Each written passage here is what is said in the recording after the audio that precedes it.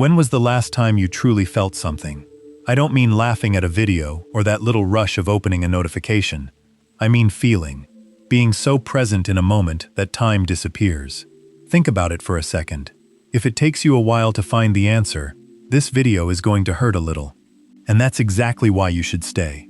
Because there's something you've been doing for years without realizing it. Every time an uncomfortable emotion appears, your hand moves on its own toward your phone.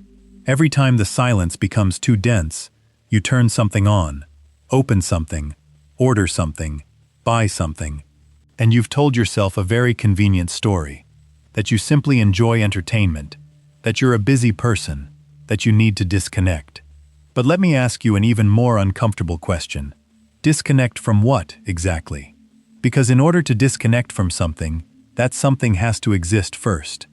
And that something has a name, has a shape, and has been waiting for you in the depths of your mind for a long time, with infinite patience, knowing that sooner or later the two of you are going to meet.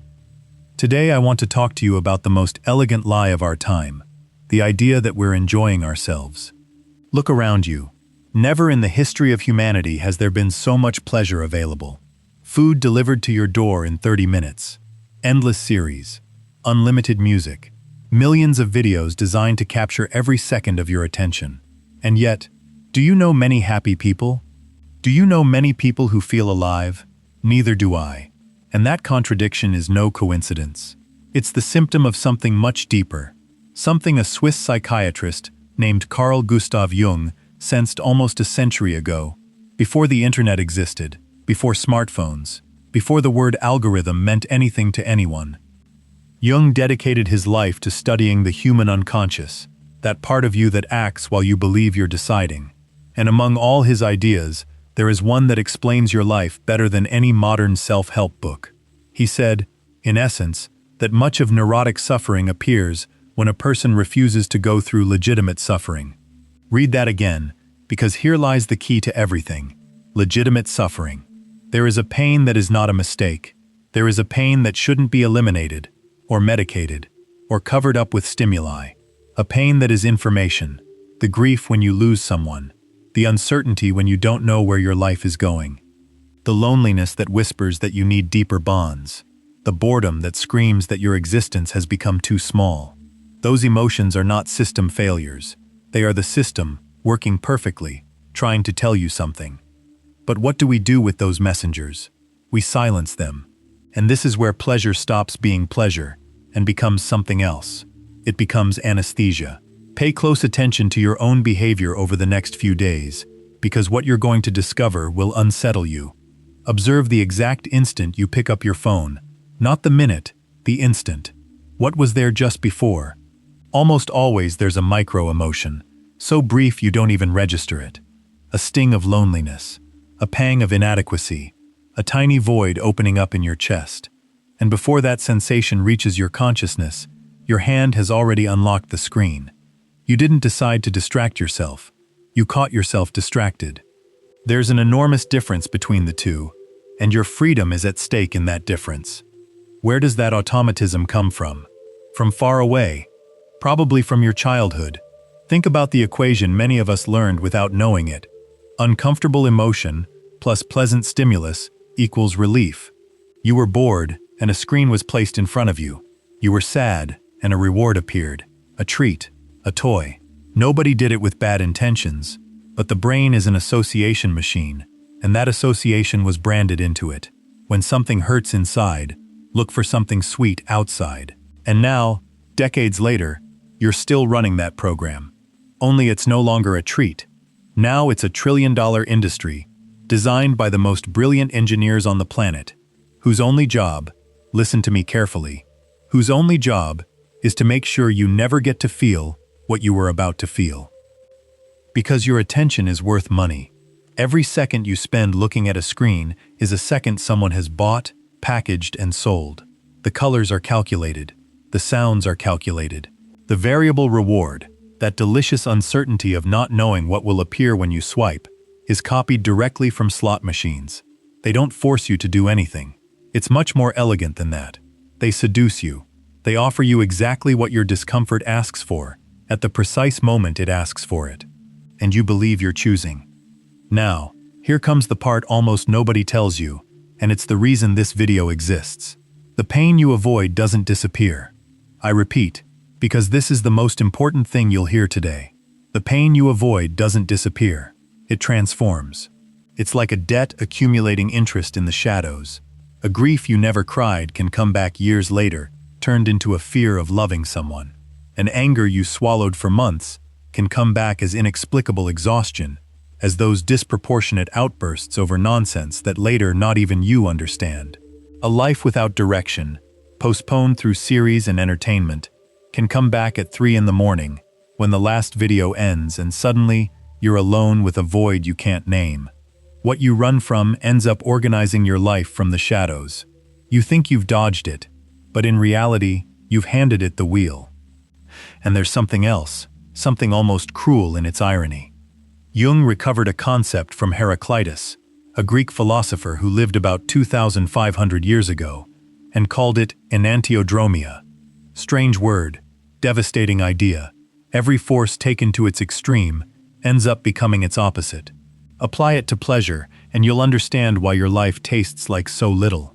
The more stimulation you consume, the less you feel. What excited you a year ago now seems normal. What seemed normal now bores you. And there comes a point, maybe you're already there, where you're not even seeking to feel good anymore. You're only seeking to stop feeling bad. That's the perfect trap. The constant pursuit of pleasure ends up producing an inability to enjoy. The pleasure seeker ends up being the person least capable of experiencing it. Because anesthesia, and any doctor knows this, is not selective. You can't numb only the sadness. When you turn down the volume of pain, you turn down the volume of everything. Of joy, of wonder, of enthusiasm, of that capacity to stand there mesmerized, watching a sunset, or to be moved by a song. That's why so many people describe their life with the same word, flat. Not terrible, mind you. Flat. No peaks. No intensity. An existence in emotional airplane mode, where nothing hurts too much, but nothing shines either. If you recognized yourself in that description, you're not broken. You're saturated, which is very different, because saturation can be reversed. Let me give you an image that changed the way I see my days. Imagine that every morning you wake up with a river of psychic energy, a limited flow. Everything you do drinks from that river. Thinking, deciding, creating, loving, working. Now watch what happens to your river. A notification takes a glass. A video you didn't choose to watch, another one. An absurd argument on the internet, a whole bucket. Comparing yourself to the life of a stranger, another bucket. And so, drop by drop, night falls and the river is dry. You feel exhausted, deeply exhausted, without having done anything meaningful. Exhaustion without harvest. Sound familiar? It's the silent disease of our generation, ending our days empty without having lived them full. There's something else we've lost, that almost nobody connects to all of this. For thousands of years, human beings had rituals, symbols, celebrations, charged with meaning. Moments that ordered existence and gave weight to things. What do we have instead? Consumption. Where there was a ritual, now there's a purchase. Where there was contemplation, now there's content. Where there was a meaningful celebration, now there's an empty stimulus, forgotten within hours. And the problem is that the hunger for meaning cannot be satisfied with pleasure. You can try, of course, but it's like trying to quench your thirst by eating sugar. The more you eat, the thirstier you get, and the more convinced you become that the solution is to keep eating. At this point, I want something fundamental to be clear, because I wouldn't want you to leave here with the wrong conclusion. Pleasure is not the enemy. The problem was never pleasure. The problem is the function it serves. There are two types of pleasure, and learning to distinguish them can reorder your entire life. There's the pleasure that brings you back to life, a deep conversation that stretches on without anyone checking the clock, a walk without headphones, cooking calmly on a Sunday, the noble tiredness after an effort that was worth it. That pleasure leaves you full, present, satisfied. And then there's the pleasure that pulls you out of life, the kind you consume in a trance, half absent, and that when it ends, leaves you with a hollow aftertaste and an immediate need to repeat it. The signal to distinguish them isn't in the act, it's in the aftermath. Always ask yourself, what remains when it's over? Satiety or urgency? Fullness or emptiness? That simple question is an infallible lie detector.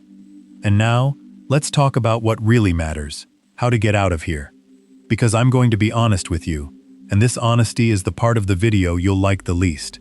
When you start reducing quick stimuli, you're not going to feel better. You're going to feel worse. The first days are a toll. Boredom will appear, that creature you've been dodging for years. A strange restlessness will appear, a not knowing what to do with your hands. Silence will appear, and inside the silence, the visitors, all those emotions you left in the waiting room. Sadness may appear for no apparent reason. Questions you hadn't asked yourself in years may appear. Your entire mind will beg you to return to the anesthesia, and it will do so with brilliant arguments. Just 5 minutes. Today was a hard day. I deserve it. Recognize those voices. They are not desires. They are withdrawal symptoms. But if you hold on, if you cross that return toll, something begins to happen on the other side. It's subtle at first. A coffee that suddenly tastes like something. A conversation where you're truly there, not waiting for your turn to look at your phone. A walk where you notice the air. Sensitivity returns. Little by little, the way circulation returns to a sleeping leg. First with uncomfortable tingling, then with life. The taste for simple things returns. Intuition returns. That inner voice that spent years, unable to make itself heard through so much noise. You return. So I'm not going to ask you to throw away your phone or go meditate on a mountain. I'm going to propose something much smaller and much harder. One single practice. One meal a day. Just one. With nothing. No screen. No music. No videos in the background. No digital company of any kind. You, the plate, and the silence. Sounds ridiculously simple, right? Well, do it tomorrow and tell me how it goes. You're going to discover that 15 minutes alone, with your own mind, can be one of the most uncomfortable experiences of your week. You'll notice your hand reaching for your phone as if it had a will of its own. You'll notice a restlessness rising in your chest. And right there, exactly there, is the exercise. Don't obey. Stay. Observe that restlessness, like someone watching the waves from the shore, without diving into the water. Every time you resist the impulse, you demonstrate something revolutionary to your brain. That you can feel discomfort and nothing happens. That the uncomfortable emotion doesn't kill you. That it's possible to be present without escaping. And along with that practice, take with you the most powerful tool in this entire video. It's a question of 6 words. The next time you catch yourself reaching for a distraction, for the fridge, for the shopping cart, for whatever it may be, stop for 1 second, just one, and ask yourself, what was I about to feel? Don't forbid yourself anything. This isn't about forbidding. It's about introducing a millimeter of consciousness between the emotion and the automatism. Because in that millimeter, exactly there, lives your freedom. Sometimes the answer will be silly, and you can carry on with your life. But other times, and this I guarantee you, the answer will leave you frozen. You'll discover you were about to feel loneliness, or fear, or the suspicion that your life needs a change you've been postponing for years. And in that moment, you'll have a real choice, perhaps the first one in a long time. Cover it up once more, or finally, listen to it.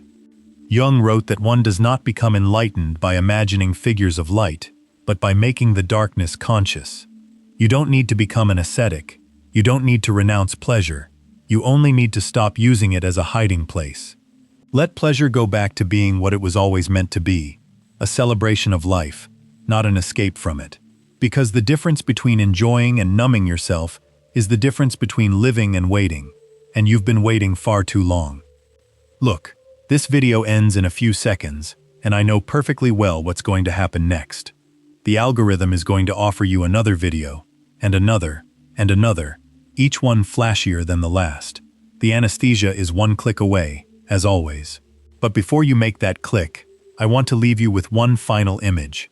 Picture that emotion you've been avoiding for years. There it is, sitting in the waiting room of your mind, with a patience you don't have. It hasn't come to destroy you. It has come to deliver a message, and it won't leave until you pick it up. You can keep postponing the appointment, of course.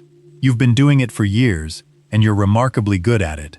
Or you can, for the first time in a long time, turn off the screen when this video ends, stay in silence for 30 seconds, and ask it what it wants to tell you. 30 seconds. That's all I'm asking. You already know the question. What was I about to feel? The answer, that one, only you can find. If you made it to the end, comment, I matter, and I'll personally reply to you myself. And if this resonated with you, subscribe to become part of this, and hit like if you enjoyed it.